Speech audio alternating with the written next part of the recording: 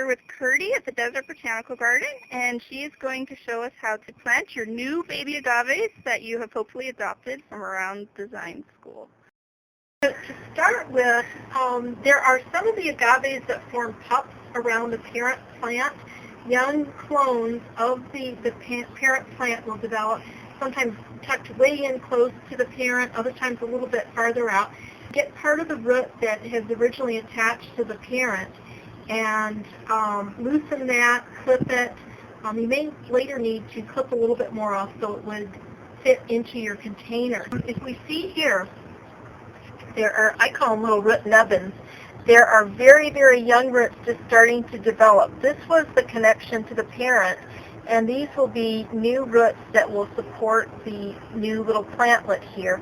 Eventually, they'll get a little bit bigger into a more typical thick root that is so common with the agave. So we want to have a nice loose soil medium that would encourage roots. It will hold a little bit of moisture but allow excess moisture to drain off, and that's what we have here.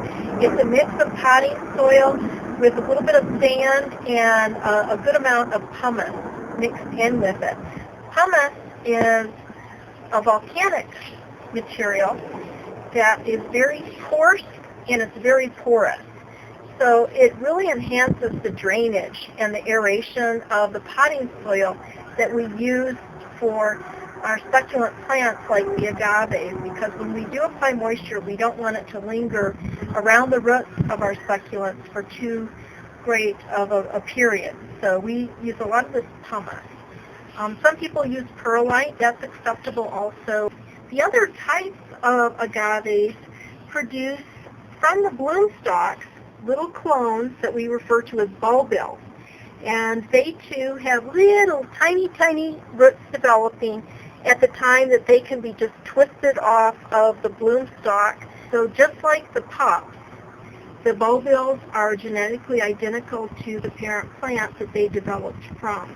And again, we just need a really nice loose soil, and these little roots will very rapidly, in the heat of the season, develop into a new full root system for our agave. So in preparation, because we want to put this in a small pot, I'm going to clip this stem so that the whole plant will fit in the pot, just using nice sharp clippers. I don't want to rip and shred the stem.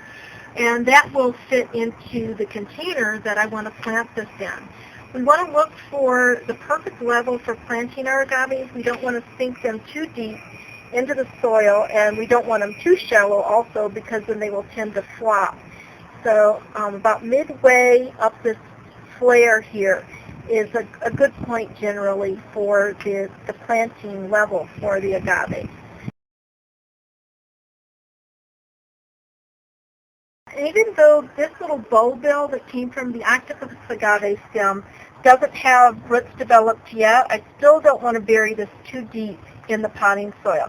So I would just choose a line that would be right around here, and just having that much of the base in the soil should still give it enough support that it won't flop over.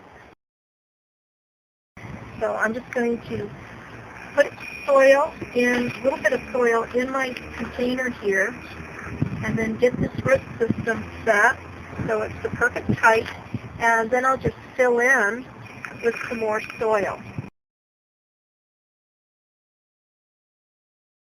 So I just want to get the soil lined up nicely and then gently firm the soil.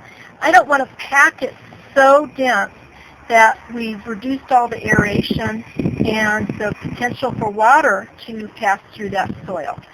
So just want to lightly firm it so that it's going to support the plant in the pot.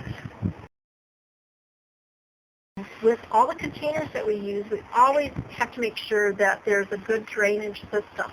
If you don't have good drainage, that makes complications for watering. Now, when we're working with succulent plants, including these agaves, it's best after you plant it to wait a couple of days before you water. And then whenever you do water, following up with that to encourage nice, good root development, you want to make sure that you water thoroughly and fully moisten all of the soil in the pot. I want to get a good amount of water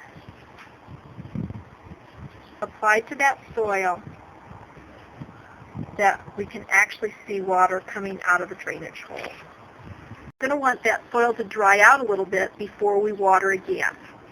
So generally when you water thoroughly to fully moisten the soil, let the soil dry out some, and then you can judge from that when you should water again.